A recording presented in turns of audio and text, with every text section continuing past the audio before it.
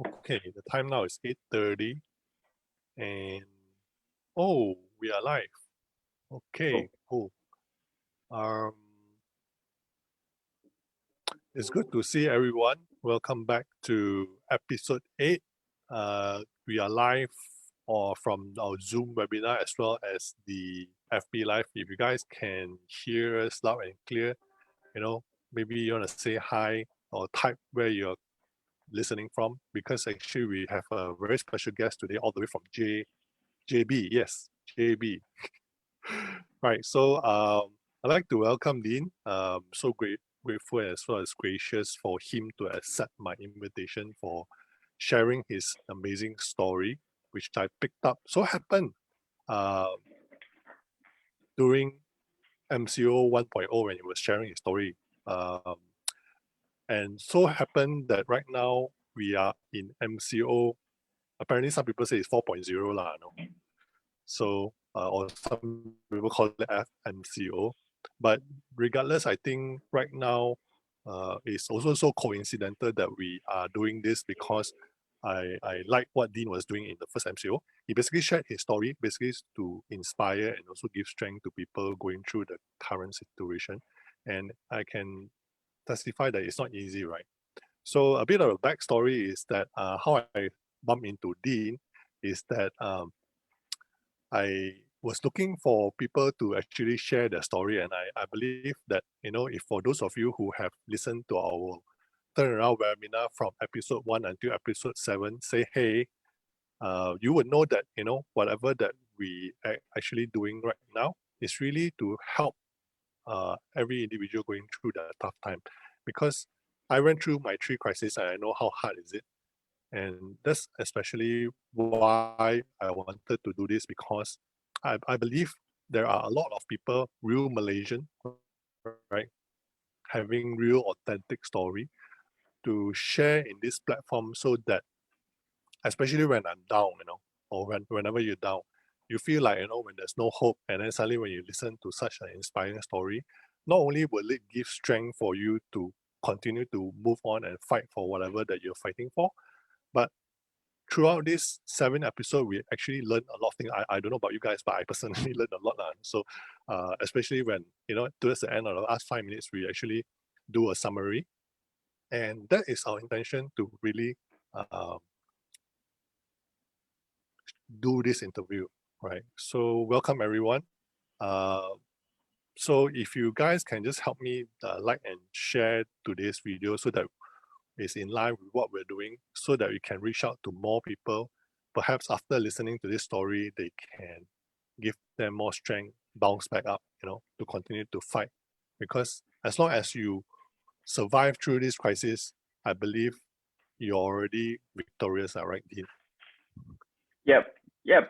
Thanks for having me, and I do agree with you. I think it's easier for me to share now because it was already behind me, but I do think if you are in, I know there's a saying, if let's say you are in hell now, so why do you stop now? So the only way is to keep going. And yeah, I think you're right. Yeah, so let me properly introduce Dean, right? Because Dean is actually a writer for 𝘚𝘦𝘢𝘚, sumo.com, as well as deanyeong.com. So if you guys have come across his blog, he is somebody in the social media, or rather in the blogging space, right? Because when we check out his website, he was having almost about 100,000 hits a month. Yeah, but of course, Dean, being a humble person as he is, after I met him yesterday, he will say that, oh no, actually those sites are actually more higher, but the real numbers will be like 30,000. But hey, 30,000 is still a lot of number. I was trying to do up my blog, and I can understand the amount of time and effort put in, and the creative process is such a challenge for me, especially because I'm actually good at innovation, right? So maybe you want to share, a bit about 𝘚𝘦𝘢𝘚 and sumo.com, in case those of our listeners who don't really know, or perhaps also you can share some of the things that you write on deanyeong.com. Yep, sure. Yeah, so I'll go with I'll go with 𝘴𝘢𝘍𝑚𝑜 and Sumo first. These are the company that I'm working in. It's called Sumo Group, and we are under like the same group of family. So sumo.com is basically a tool that you can use to grow your email list. It's a tool that you can use for free to capture email addresses on your website. So if let's say you have a blog, then you can use sumo.com to grow your subscribers. 𝘴𝘢𝘍𝑚𝑜.com is actually a marketplace for software targeting like entrepreneurs, content creators, marketing agency. So any software that you could think of, I think we will have it. And right now we have like, I think we already have a few thousands software listed on 𝘴𝘢𝘍𝑚𝑜, and we will have more after like moving forward.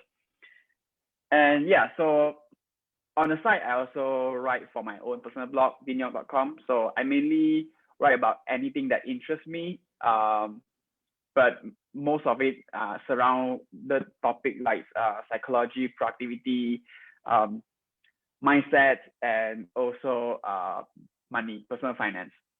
I didn't write a lot about money before, but I started to write a lot more about it like this year. So hopefully you'll find something valuable there if let's say you're interested to anything about money.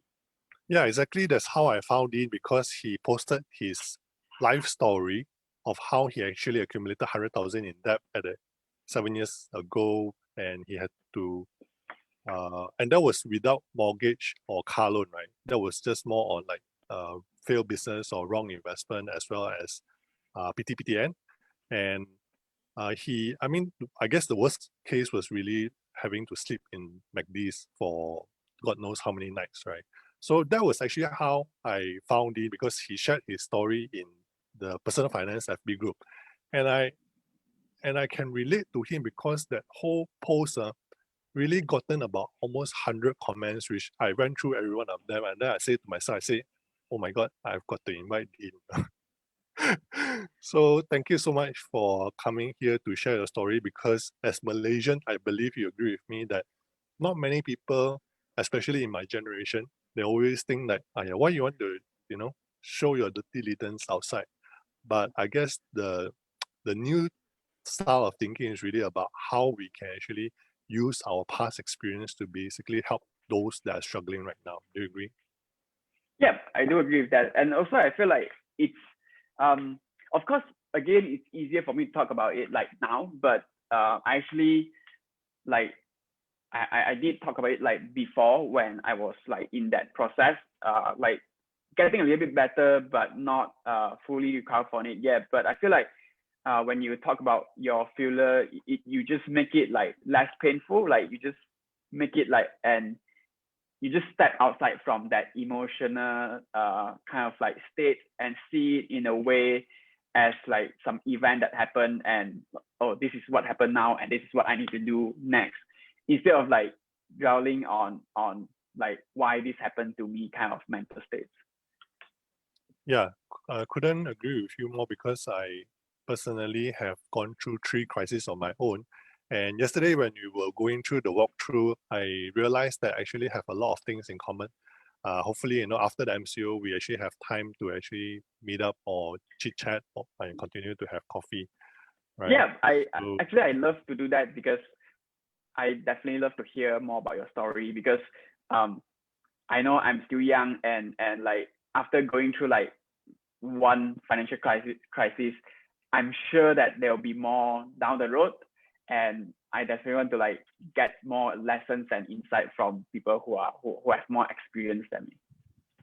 Lovely. Before we begin to get you to share your story, Dean, right? So we have Mark on the line. I think Mark has been joining us for a couple of episodes. So if you guys have any questions, feel free to type into the Q&A section so that we can ask whatever questions to Dean. For those of you who are listening to FB Live, feel free also to type your questions, right?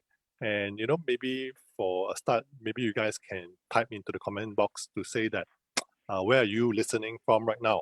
I mean, I love technology right now, Dean, because those days when we are still doing face-to-face, right, I couldn't reach people from Penang, Sarawak, but ever since I started doing these shows, right, got to reach out to people from even like Penang, Sarawak, Johor, and I guess you really have to look at it positively, right? Because a lot of people are choosing to look at it negatively. Yep. So Yep. yeah. So so let's start off with something very interesting, because I think a lot of our listeners also are very curious, because what I understand from you, you actually started from a F&B culinary arts type of environment, right? So Yes. I know there's a long story to eventually how you became into 𝘴𝘀𝘍𝑚𝑜 and 𝘠𝑚𝑜.com, and eventually you had your own blog. So I'm very curious throughout that whole journey. But as a start, why don't you share with us maybe a bit about your background in terms of how you grew up? Were you the eldest in the family, or was it a very tough environment? Because some of our earlier contributors were sharing they grew up in such a tough environment. Yeah. So I'm just curious about yourself, Dean. Yeah. So I'm not the eldest. I'm the second. I'm the oldest son, but I'm a second In the family. child. Yeah, in the family. I have a sister before me and a brother after that. I won't say that my child is tough, but I think it's normal. But like compared to a lot of people or like friends I know, even like my wife now, like they might say my childhood is tough, but I don't like to paint that picture now because like when you are kids, you just don't think about that much and you just enjoy your life. So I'm happy with whatever I got before. It's just that I think since that we are talking about money, right? So it's just that in our family there's like a mindset that a scarcity mindset around money where we don't always have enough money, and my parents also got into some financial trouble, failed businesses, credit card debts and all that. They have recovered from that since like a decade ago, but those are some of my experience with money when I was a teenager from my parents. I would say growing up in family with that kind of mindset, I think has some effect on me, especially on the self-esteem side. Like I'm not that confident with myself, even to this day. But I did learn a lot from like people I work with, from 𝘴𝘀𝘍𝑚𝑜, from the founder of 𝘴𝘀𝘍𝑚𝑜. I just feel like when I look at these people, some of them are just so confident with themselves that like if you believe in yourself, if you have faith, you got a higher chance to success compared to like when you just keep doubting yourself. So that's one thing that I learned. Like when I do the comparison, that will be the biggest one that I find. Yeah, don't worry about it, because I think as Asians, we all can relate to how we all grew up without much self-confidence because of how the parenting was, right? Yeah, so that's why I feel like it's very normal. Like there's not like much different. Like even if let's say I feel like I need to make it like a sad story, or like saying that it's tough. Of course, there are like snippet of like moment that's tough. For example, like I don't have money to go to the college, so I got my own scholarship, but it's just I didn't choose it, and it just happened, and it's already passed. So I didn't like try to like paint it with that kind of like emotion or picture onto those experience. But at the same time, I'm also curious, Dean, because you mentioned right now you're staying in JB, but you are not local JB, right? Yep. So when that thing happened, that 100,000 debt, right? Were you working in JB already, or were you still back in hometown? Yeah, so my hometown is in Perak, but I moved like my whole family moved to KL like when I was in like standard 6 or something like that. Oh. So I was living in Klang and KL until I was high school, college. Then that happened when I first got out of college. During that time, I'm working in KL, but my parents have moved to JB. So that time you were working for somebody, or was it something which you started as a business altogether? Yeah, so it's like the debt happened because of a few investment in Forex, and also like we talked about that yesterday. And also like, and after that, we tried to like recover that, and I got into a catering business trying to recover that, and it got worse. So yeah, so that time when it happened, I'm actually like doing a job and then part-time trying to like do some business and then switching on and off. Sometimes I just turn my full-time job into a part-time job and then spend more of my time in my business. Sometimes, and then when when I got into debt, because I need like money to move on, right? So I go back and get the job again. So I wouldn't say that it doesn't have like, I don't have a fixed like position. It's more like a mixture of everything, trying to like make ends meet and recover from the debt. But I'm just curious, because normally people who are in debt, right, especially during such an early age, was it like something like, hey, suddenly all of a sudden you realize like, oh shit, I got into this 100,000 debt, or was it something like you knew you were in trouble, but then you were trying, like what you were saying, trying to work in one job and then trying to get another job, but you knew that you were trying to get out of it, and then but eventually it got worse and worse. Was it the first one or the second? I would say it's more of like the second one, because during that time, there's so much ego in me that I don't want to let everyone know. So when I got into the debt, my parents didn't know about that, and I just try to like work it out myself, and also because of that, I resolved with like, I need to go into business so I can make more money faster to pay them off, so I can like cover everything up and no one knows about this after that. But of course that didn't work as well. Yeah, so it's more like working in multiple jobs and like businesses trying to like recover from that mistakes. Yeah, I remember you were sharing in the blog, or not in the FB post, you were saying that besides your girlfriend or your wife right now, nobody else knew about it, and even your parents didn't know about it. So yeah, that's true. Even to this day, I didn't like spoke to my parents about that whole experience. So okay. Yeah, So that's too tough for me to like.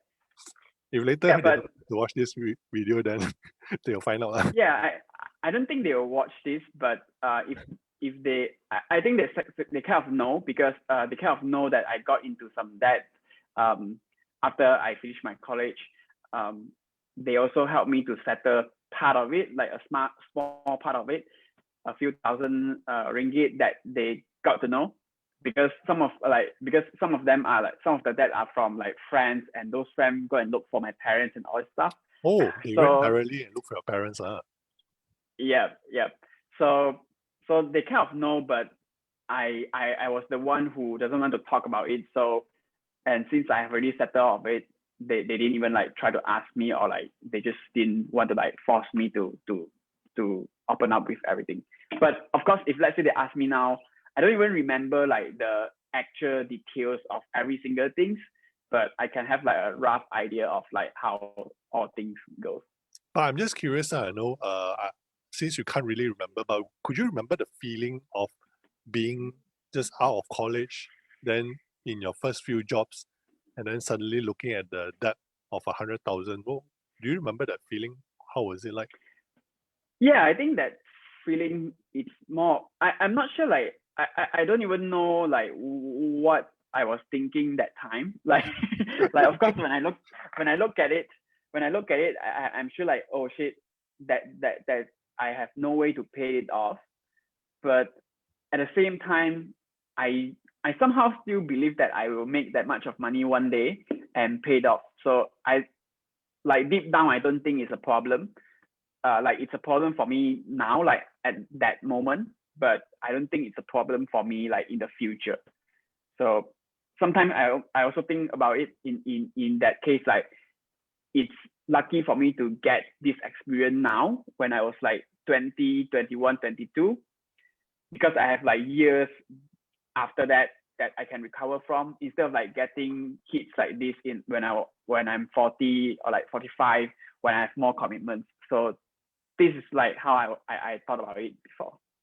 So for the benefit of the audience, because we went through the walkthrough yesterday, but for the benefit of the audience, the three things, if I can sum it up for Dean, was that he got into this situation. I think the first one was really the Forex investment, right? Yep. Then the second one was PTPTN. Yeah, so it's more of like the first one is PTPTN, because I go to the college first, and then after I finished that, I got into like Forex investment. So then eventually you wanted to sort of cover back by going into business, right? Which was the catering business. Yeah. Yeah. Do you mind sharing a bit more detail for the benefit of audience? Like the Forex one, I think is something which I believe a lot of people should know, but I think many still, or those who have gotten into it before, they don't really share the story much. So I think as a benefit for those who wants to get into Forex, maybe that's something that they can learn from your experience. Yeah, so I'm not like against Forex trading, because I think that I believe that there are people who are making money from it, but Definitely. and also my experience is not about like Forex is bad. It's more of like my own stupidity to like trust people whom I don't know. Like I got into a Forex investment scheme because one of my friends recommended me to get into that to make some quick bucks, and because of that, I start to like borrow some money from like more friends, and we got into that. Like he passed all the money to another friend of him, which is a Forex trader in a firm or something like that. I didn't even met that person. I just like passed that money to him. So at some point, that Forex like guy or trader, he said that he will need to do a backdoor trade just to make us more money. And then after weeks, he told us that his manager caught him doing that, and he will need to like pay a fine or like something to shut his manager mouth to like cover that, and we will need to be the one who come up with the money to pay the manager, and with that I borrow even more money to like pay him, and I got into like more debt. So yeah, so that's pretty much the Forex story. And then I mean, the whole reason why I wanted you to share that story, maybe because I personally, when I consulted one of my clients, he got into a debt of almost 1 million of personal loan and credit card. And that was because of the Forex investment. But I guess you're right, in the sense of every investment, there will be people who make money and there will be people who lose money. But I think what I wanted to share in terms of being understanding, or really understanding the whole investment scheme. Is it like an investment? Is it like an asset-backed kind of investment or not? Because the story that I heard from that client, which we were trying to help him to get out of that 1 million ringgit debt, right, was that it sounded like a scam, so how it works is something like this. When you first try any investment, normally you go in small. So the first two investment that he did made money because it's small in nature. So as a result of that, then people will get more confident, and the next investment he put in actually is a lot bigger. And that's really how a lot of people mention Forex is like a black box. Eventually, he had to borrow money and refinance his houses just to recuperate his debt. So every time, recuperate his losses. So every time he was trying to, the first round could be 100,000 losses, and he will try and borrow money and put in 200,000 to recuperate that 100,000 of losses, and it just gets deeper and deeper. So I felt that in this kind of scheme is actually very dangerous, because there is no fundamental. It's like they say you win, then you say you lose, that kind of thing. Yeah, I think I think it's more of like, yeah, so for me, this is not what happened because I just go in once and I got burned right away. Thank God, thank God. So so I'm not sure, like, if let's say I won for the first round, and what who knows what will happen. But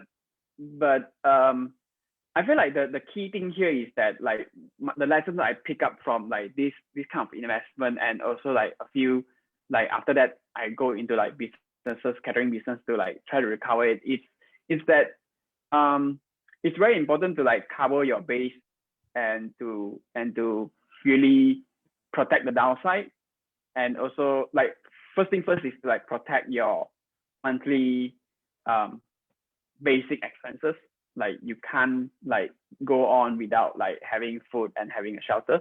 But Great. after that, it's also try not to leverage for investment.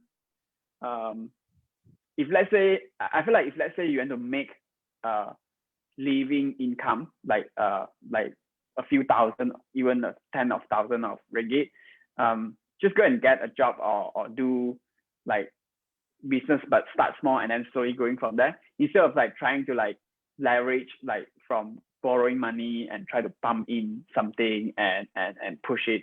Of course, accept like real estate investment because you still have that asset, but it's also risky. But that's the only, I think that's the only one that I would like consider going in depth. Other than that, if let's say I want to trade forex or I want to trade stocks, then you just be me putting in money, and then if I lose, then I don't have that money anymore, instead of like having that. But generally, right now I don't trade anything. I just go with like dollar cost averaging on index fund. Nice, nice. I totally agree with you on that, Dean, because the fact that I can relate, especially when you already made the losses and you started off another catering business, was the same situation where when I got into my second crisis, I'm over-leveraging in property and trying to recuperate by going into F&B. And we all know that F&B is one of the most challenging industry, right? Yep. Especially even during this time. I mean, without COVID, it's already challenging enough. But this COVID is like the double whammy, you know? Yep. But so what you're saying is that, which I totally agree, is that when things happen, like you get into debt and when things are starting to get out of, I think first is really about covering your base, making sure you get an income which can cover this, and then subsequently slowly build it up back to good financial health, right? Yep, I totally agree with that. I feel like even if let's say we are not in debt, that's also like a principle, like we should also follow that, because that it's like before that, when I talk to my now wife, past girlfriend, I always think in a type of like, ex-girlfriend, now wife. I always thought in a way of like a metaphor where, like, if let's say I have that, then I'm actually coming from like a negative, like there's a hole, I need to fill it in first, and then I got to zero, and then I can grow from that. So if let's say you don't have that, then you are way better off than a lot of people, where you can start building up your financial health. Something like that. But do you agree, Dean? Because at that point of time, especially those people who are going through debt right now, because 𝘕𝑎dvisory really right now, we're helping people to get out of debt. But one of the biggest thing that most people have said is really they cannot come face to face with admitting that they have that problem or facing that problem. You know, I remember you saying something yesterday in regards to that. You know, so what was it that helped you sort of come face to face and really turn it around and, you know, get the positive things happening for you? I'm not sure. Maybe because I was younger, where I don't have much commitment. So at a certain point, I just need to say like, all right, I just that, because personally I don't have any like commitment. I just need to like feed myself. and work and pay the debt. So I don't have kids, I don't have anyone to pay, so I don't have car loan or anything. So it's more of like I just need to like, okay, I have this debt now and I owe all of these friends. I need to talk to them like how I'm going to repay them, and then just try not to do any business and get a job, and then from there get myself like stable and pay that debt slowly. And if let's say I feel like it's more of like just admitting that losses and But that's the hardest thing to do, don't you agree?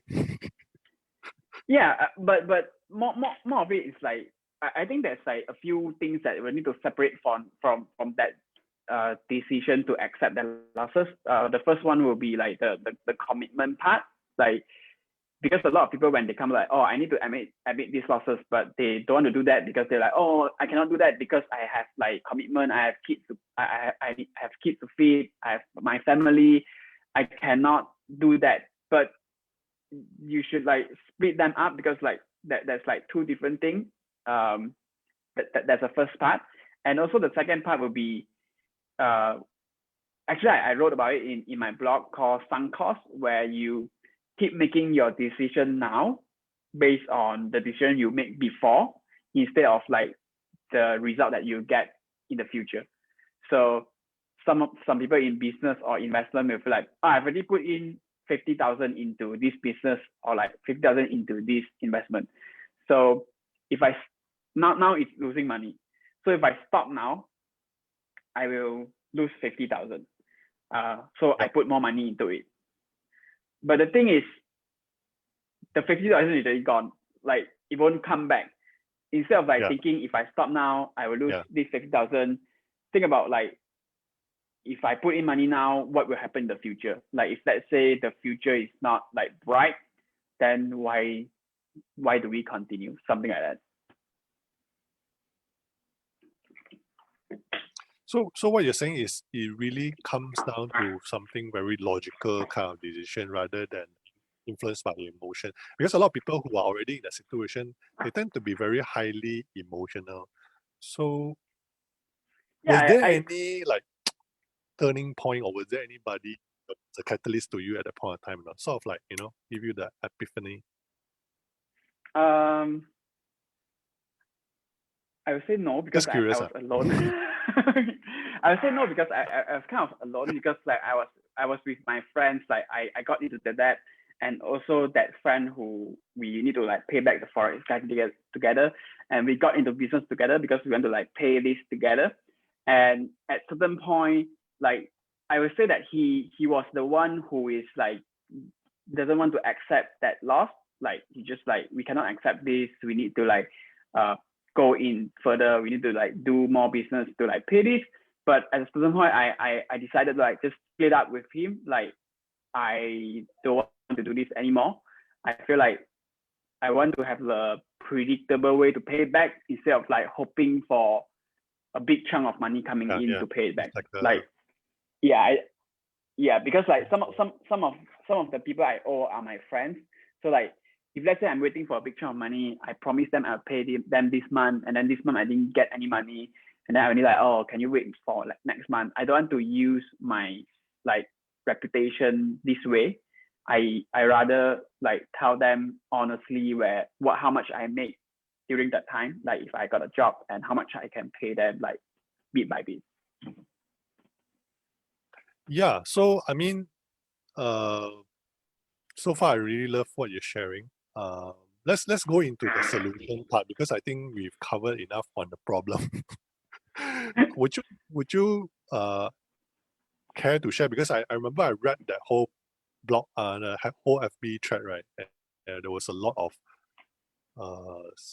sharing that you were contributing to a lot of people asking questions. I know, but if there were like 3 things that you did that could help you get out of the situation, what would that 3 things be? Yeah, so actually, like yesterday, I told you that I forgot what I have written, but actually, it's pretty much the same of what I told you yesterday. Basically, it's not just to get out of debt. It's basically like to get ahead with your money. The first thing, of course, is to spend less than you make. And if let's say you are making a lot, then of course you can spend more, but always spend less than you make. If let's say you can't make that much, then you need to adjust your own expenses. And then the second one is to think about how to maximize your income. It could go into like business, it could go into like getting a part-time, but the goal here is really to like spend less first and then try to make more, instead of like trying to make more to spend more. So I think a lot of people like trying to like, oh, I need to go into business. Yeah, I need to get into business. I need to make more money because I want to buy like expensive car or something like that. But like the first priority is to spend less and then only to make more. And then the third one I have is actually to invest in consistent, like over the long term, like for example, in index fund, because I don't see investment as a active income. Like we are not traders, we are not bankers. So even traders, banker, like even Warren Buffett take out like 20% a year. And who do you think who do you think you are? I know this is rude, but who do you think you are to like outbid them? And also like, unless you have a lot of money, capital to start with, but clearly we don't have that. So like what we have is time. Yeah, I mean, not talking about capital itself, even in time as well, like Warren Buffett really reads a lot of annual report even before he was famous, right?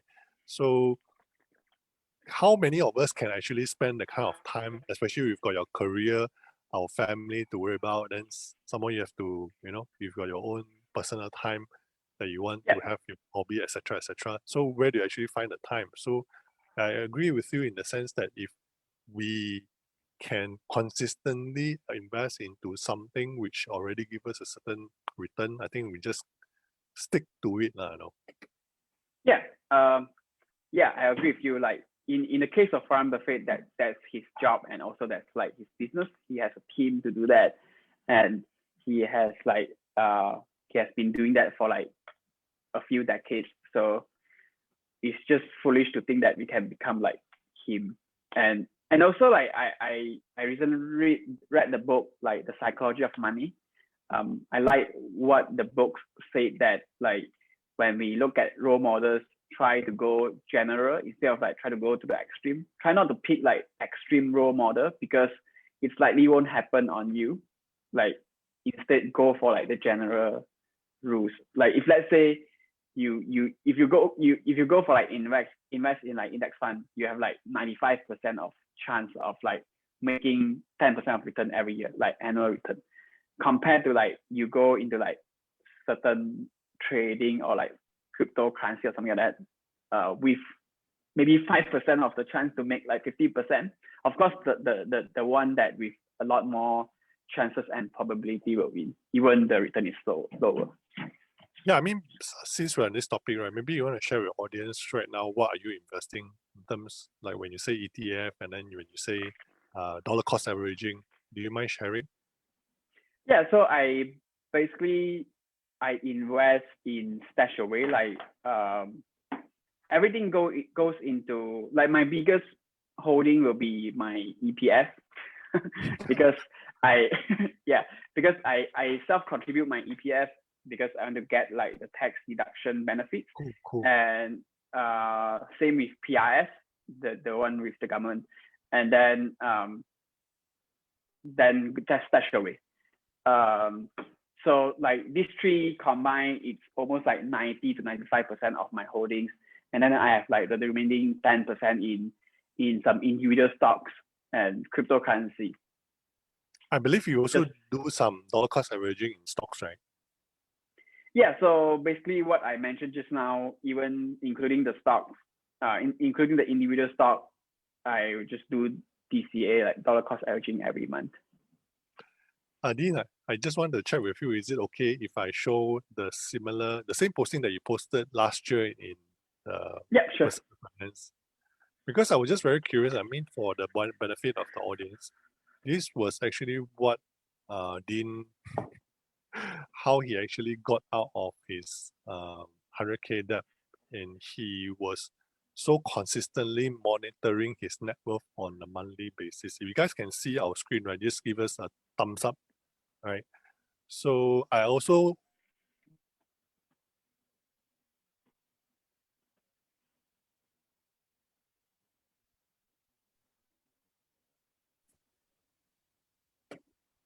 Yep, sorry, the line was sorry, broken. Sorry, yeah.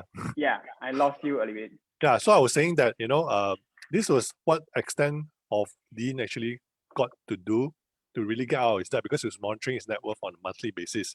So normally for us, even financial planners, when we do work with our clients, where we maximum is 3 months once. That's normally for entrepreneur. But if you are like a employee, 6 months once is actually quite good, But kudos on the effort. Yeah, I think this helped me a lot. Like this budget helped me a lot. If let's say if like just now we talk a lot about like mindset thing, psychology thing, like try to be logical, but it's very hard. I know it's very hard to be logical when you are in that like situation. But if let's say you want something like really practical, just get a budget and be really religious with it. I even got this. This is called 𝘦𝘦𝘢𝘕. You need a budget. It's a paid software, but I got it from 𝘚𝘪𝘵𝘀 actually. So cool. I got it from 𝘚𝘪𝘵 before I'm working with 𝘚𝘪𝘵.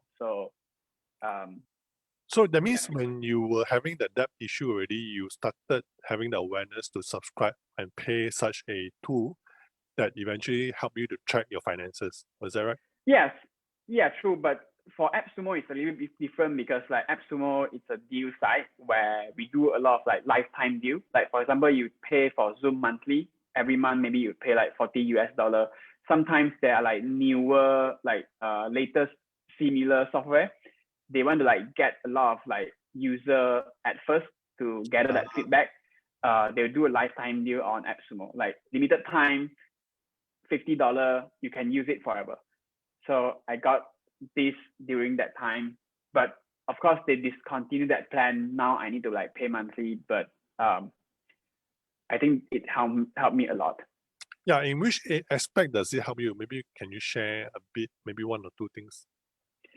Yeah, so yeah, I actually made this story into a slide when I was in a Toastmaster like 2 years ago. Cool. And actually if you go to like 𝘦𝘦𝘢 website, it has everything to help you. Basically I just follow whatever it says. Like there's like 4 rules using this software. The first one is to give every dollar a job. So when you get your money, you need to like assign your money a job. So you need to assign every single dollar a job. So every single ringgit you need to like put into different categories. And then after that, you will spend it. So I think the second rule is to like, the second rule is to account for your true expenses. So like even I'm doing this right now, where our budget is not like, it's a little bit more complicated than what most people thought, because it has what we call true expenses, which are things that we don't pay monthly, but we will pay annually or we will pay once in a while. Like maybe your car need repair or your insurance, or right now I'm using a phone, but I know for sure I will need to a new phone, like maybe 5 years down the road. I actually assign that in my budget, like starting from today. So when the time I need to get a new phone, I already have that money.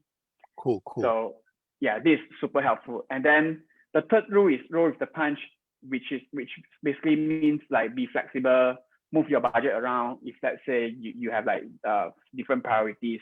And the last one is called age your money. So which means like you try not to spend all of your money, so that when you have all the budget allocated before you even get your next paycheck. Yeah, lovely sharing, Dean, because actually when I saw this post, I was very attracted because I'm also somebody who has a tech background, but right now I already give back to the teacher, no? But having a tool definitely helps us, and I've been actually looking for a tool for quite some time, something that suits the syllabus that I'm teaching in our classes. But Yep. if any of you guys who are also in debt, if you want to use this, it's called 𝘦𝘦𝘢𝘕.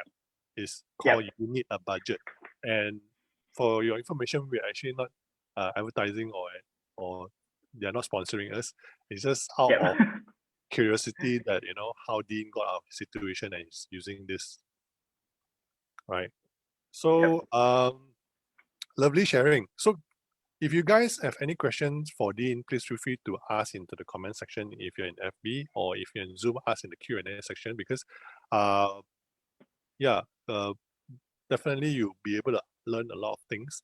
And while you guys are typing the question, I just want to ask some follow-up question, because as I started this session, really I was very curious to find out how Dean actually got from being an F&B industry to eventually being a digital marketer, SEO, and having his own blog, right?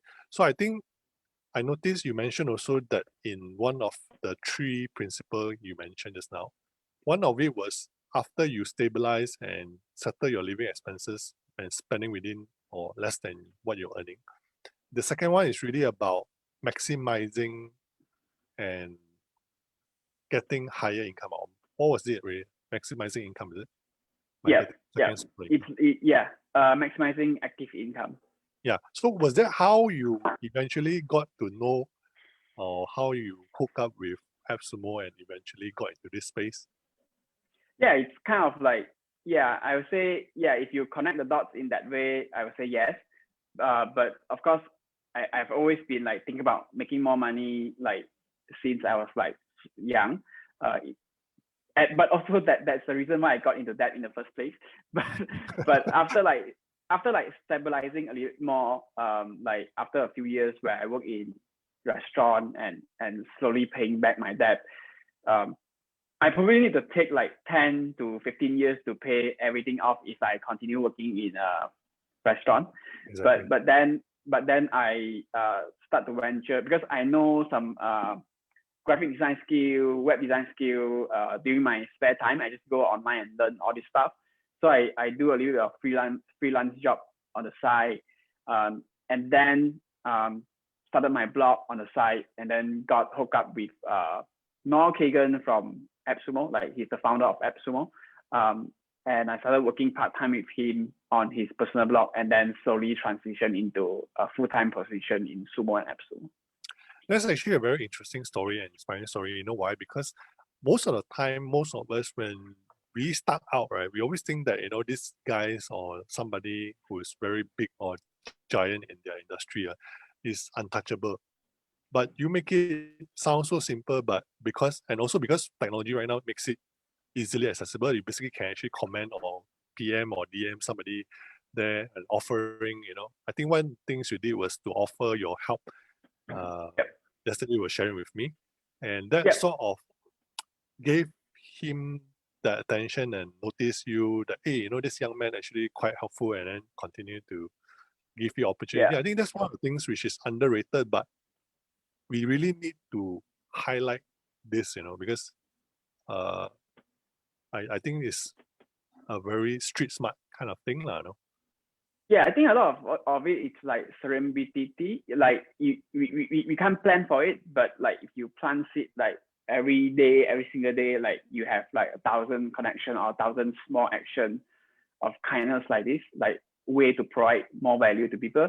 Eventually, like a few of them will like pay you back, and you can get a lot from that.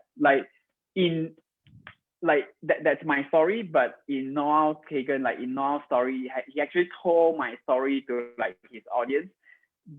What was the story? I was super.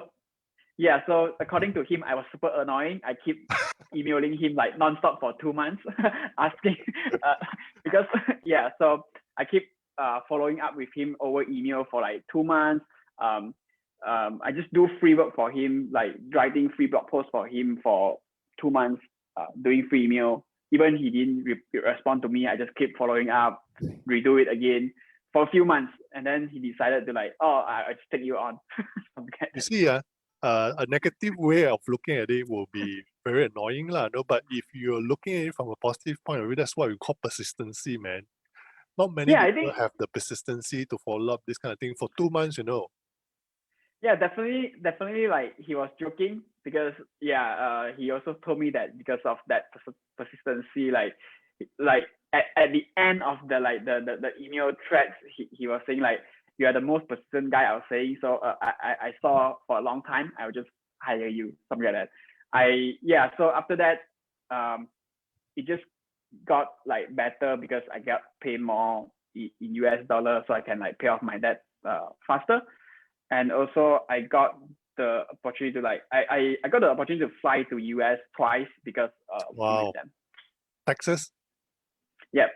Awesome. I always wanted to go to US, you know why? Because I want to watch an NBA game live. I didn't manage to do that, but I'm grateful for whatever I did there. I actually did a gun shooting like experience with a few colleagues. Cool. The second time I went there. So I'm just curious right now, since you are employed by 𝘚𝘦𝘢𝘭𝘧 and 𝘠𝘠𝑚.com, right? So is your contract something like your HQ is in US, but you have the luxury of working from home, but being paid in US dollars? Yep, something like this. But the legal part is more like it's not complicated. It's just that like they don't take foreign like workers as their employees, but it's more like contractor. So I'm a contractor agreement. So personally, I open up a SSM here under my own name, and I invoice them, and they pay me in US dollars. Oh, that's an inspiring story, you know what? Because I just got off from a training today, and this was one of the strategy the coach was saying, you know, constantly reach out to titans in your industry so that you don't ask first, right? You basically do first. You offer what you can help. And after a period of time when they notice, oh shit, this guy really gives me so much value and I've got so much other things that I need help, why don't I take him on, you know? So I think that has to relate to also, I'm sure you've heard it before, you know, nowadays, my generation, people will always say your generation people don't really want to work. And so perhaps maybe when you start I think it's not my generation, it's even like another generation don't want to work. Okay. So that's where we get confused with the Gen X, Gen Y, Gen Z. Now you have the millennials, right? So but I guess you know what I'm saying, you know, because ultimately there is what we call this 𝘨𝘬 you know, where people don't really want to work because they want things so easily. They've grown up in the environment. And also when you see somebody coming in which is so hardworking, yearning to learn and wanting to perform, I think that's really something which will capture the attention of the employer, right? Do you agree? Yeah, I do agree with them. I agree with you with that. But of course, I disagree with like the generation that doesn't want to work.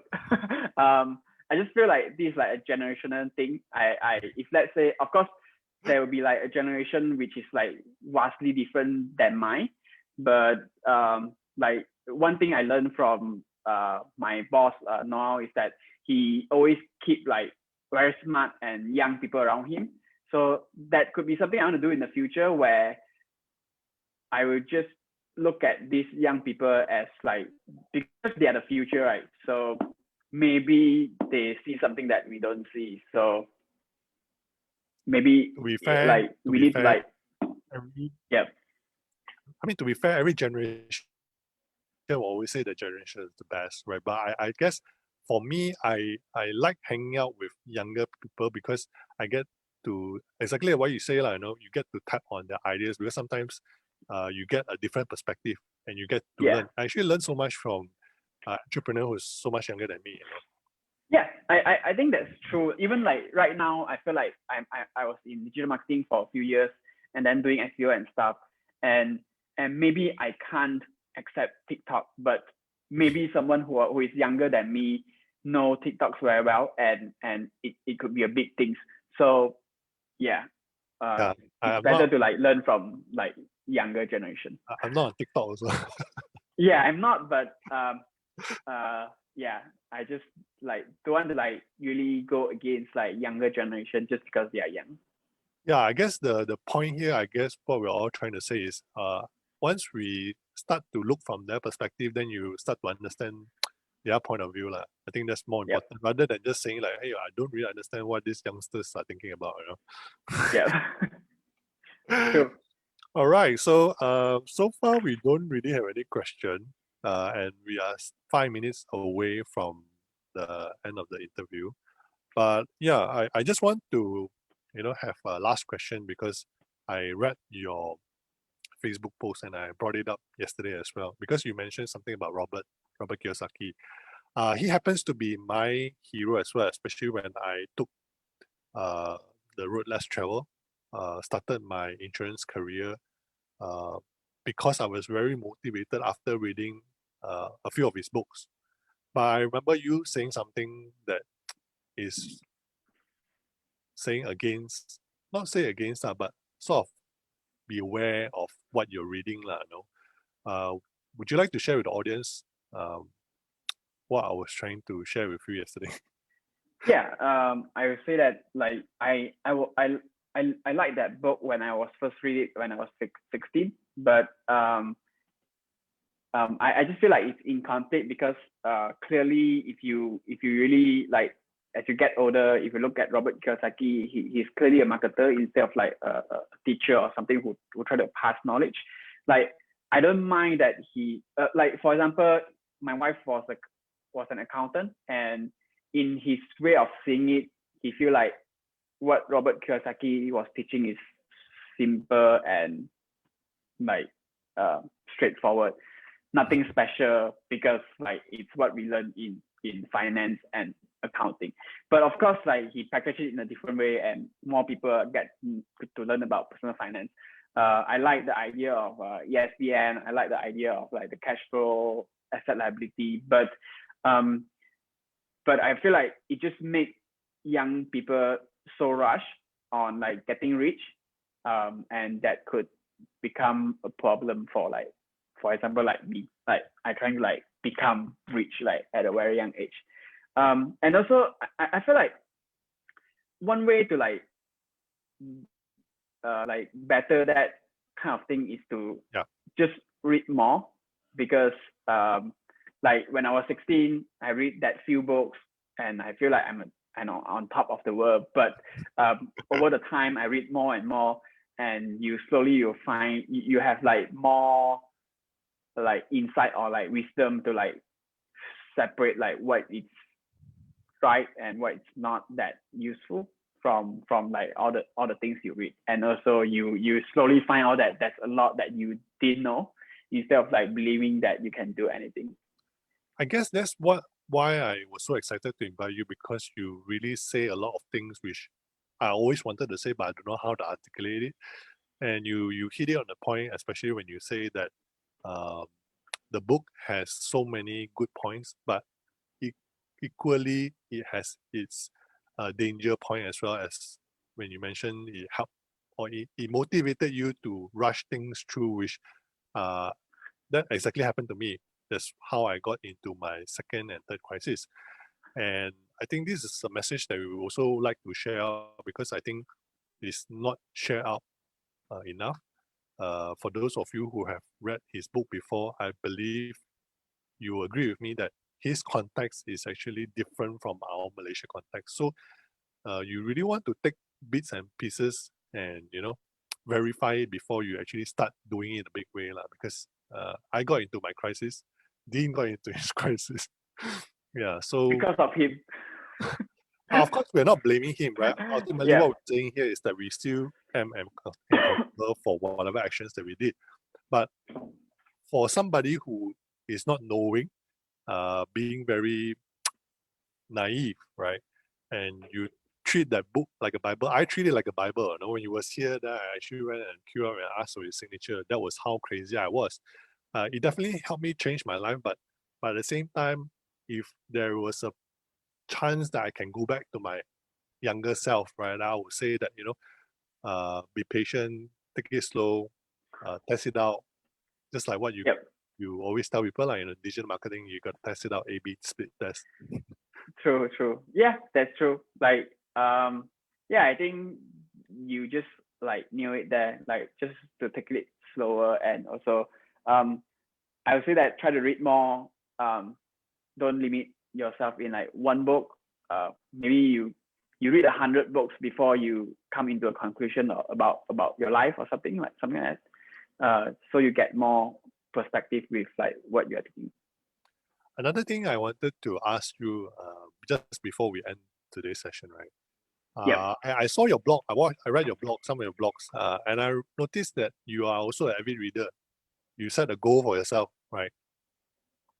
Yeah. I read a lot when I was in high school, but then I stopped after I got into like workforce, working most of the time, and also trying to recover from my debt. But then like when I got back to Johor and start to like work on a regular job and trying to really slowly paying things off, I got like some more time to read a lot more. So that was when I started to picking up reading again. So on my blog, basically I share the notes that I take when I read. So yeah, I don't have a goal to like how many books I want to read, but it's more of like I just want to keep that consistency to read every single day. So usually I read somewhere from 10 to 15 books in a year. Nice. I just wanted to say that I started reading a book a month last year, and it have tremendously changed my perspective and moved me forward so much. But when you say you don't have a fixed goal, but you still read 12 to 15, I think I need to learn from you. Yeah, it's more of like you have, for me, it's more of like I have a set time. It could be like early in the morning or like during the weekend or like during the evening. You just sit there, read for like 45 minutes to like an hour. Then you can get through a lot in a year. All right, lovely sharing, Dean. I'm really grateful for your sharing.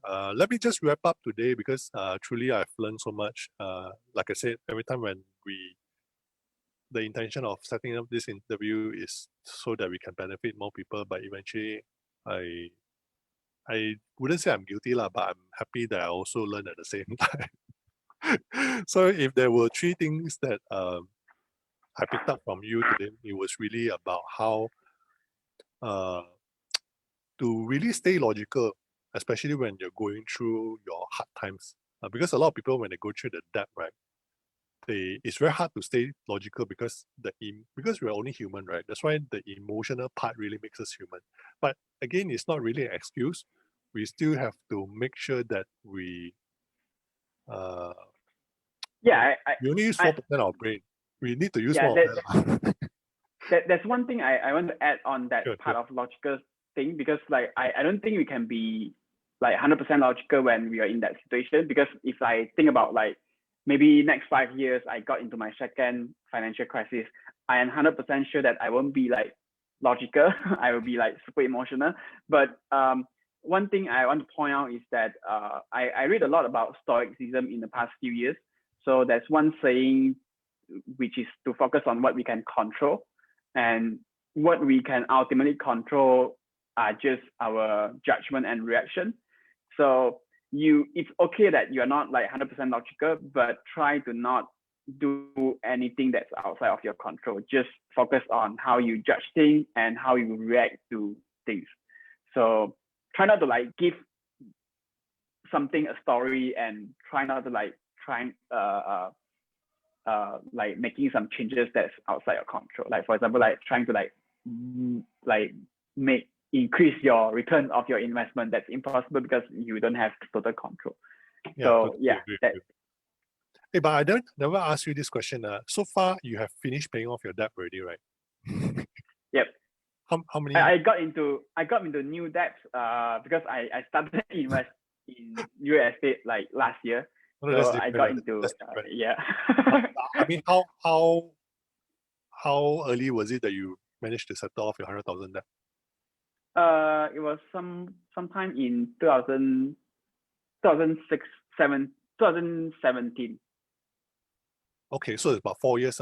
4 years to settle about 100,000. Yeah. So basically, I the biggest input, like the biggest like contribution to this debt, it's my salary from working with Sumo and 𝘚𝘀, because I got paid in US. So when I was first started in my first year, I just spend like 80% to 90% of all my salary to just pay off everything. Cool. Yeah. Okay, so just to wrap up, because I got two more, right? The second thing I learned really is about how you don't give yourself an excuse, even though when you're down, but you still continue to reach out to be of assistance to people. I mean, in general, to be of assistance to people, because you wouldn't know exactly what you get in return. Because what you're really telling people is that, hey, I'm really out there. If you need me, I can help. And always be prepared, and always communicating that message out. So that's the second thing, the subtle thing I learned today. And then the third thing is really about the three simple personal finance rule, which again, no matter how many times we say it's so simple, but I think what is not said from you is really about how consistent and how disciplined you are. Because I mean, I can bet my life on it. For somebody who doesn't have the discipline and consistency, right? No matter how, it is very hard to get out from that situation. Do you agree? Yeah, so I do agree. So I really loved your sharing today. And before we go, do you have anything you like to share before? I mean, any last words for our audience? Yeah, I think that's pretty much I want to say. I don't have anything else to add. Probably I just recommend, like, if let's say you are in that situation, I just recommend don't lose hope and faith. Just believe that you will get out from that, because like I mentioned this yesterday with you as well. Like, if let's say you are in hell now, you better keep going, because you don't have to stop in hell. So you just need to like keep going. And again, you go back to like when you mentioned just now, like I'm being disciplined and consistency when it comes to money. But for me, it's more of like there's very little I can control in terms of money. So go back to the mindset of like focus on what you can control. So basically what I can control is just my spending, and then providing value to other people, and then so that I can get something in return, and then invest in the market over the long run. So if you pair that with money, then you know that you are not having that ego or like overconfident in yourself that, oh, I can make this money in like 1 year and getting into trouble. Yeah, thank you very much for your sharing, lovely sharing, Dean. Before we go, I just want to also inform our audience, right? Do remember to come on to our episode 9. I managed to invite Ruiz Asri, who's the founder of the Personal Finance Challenge YouTube channel, where he's going to come on to talk about how he overcome his mental and anxiety and depression he was going through, and how it caused him into getting into his personal finance challenge and eventually get out of that. So for those of you who know somebody or who were in the similar situation, come and listen to Ruiz sharing, which is also very generous in sharing so that he can help others going through it, right? So thank you again, Dean. I cannot say thanks to you, because I truly appreciate your gesture by contributing to our listeners. Yep, happy to be here. Thank you. Good night. Stay safe, stay strong, guys. Make sure you don't simply run out, right? Stay at home. Stay safe. Bye.